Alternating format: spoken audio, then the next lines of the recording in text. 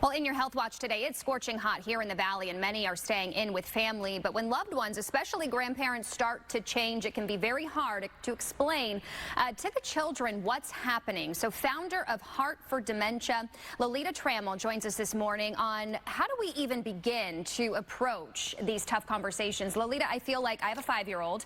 It's hard to explain some things in the world where it's, she's asking questions, but her little brain is a 5-year-old brain. How do you do this with children? How do you make it easy for them?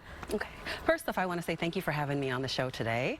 Yeah, you want to make sure that when you're speaking to children, you're always using simple terms and age-appropriate language, that you're clear and concise.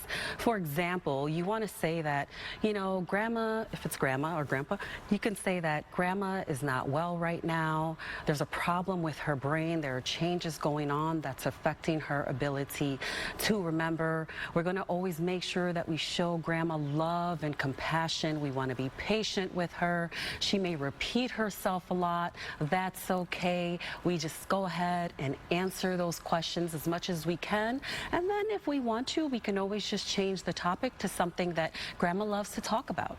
Yeah, and maybe jog some of those memories to be able to help your grandparents or anybody who's really struggling with this. Yes, correct. Yeah, that is amazing. And also, too, I know as, children, they can get a little, how do I say it, antsy, or, if somebody is forgetting something, they're kind of, why? They maybe get a little bit angry as to, the slowness of the progression of it. How do you deal with that? Yeah, that's why it's so important to have those open lines of communication with children, because children can start to feel sad, anxious, confused, even fearful, and internalize those feelings and blame themselves. So we want to make sure we're being open and as honest with them as possible, because when we have those open lines of communication, that can help with their own emotions, help teach them coping skills, and help to reduce that fear and anxiety so they're not blaming themselves for these things. Is there anything parents and kids can do together so they both maybe can learn about dementia or the signs, the symptoms in an easy way?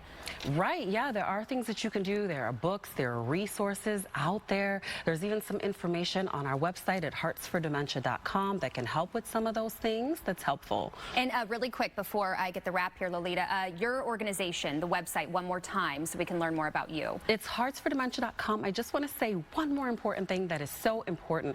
We want to make sure that we avoid arguing and showing signs of frustration in front of our children. Children are little sponges. They mimic every single thing that we are doing. And if they see us with those sorts of behaviors, they may demonstrate those behaviors as well. Amazing. Lolita, your website one more time. heartsfordementia.com. Awesome. Thank you so much. And thank you for everything that you do for the Valley here.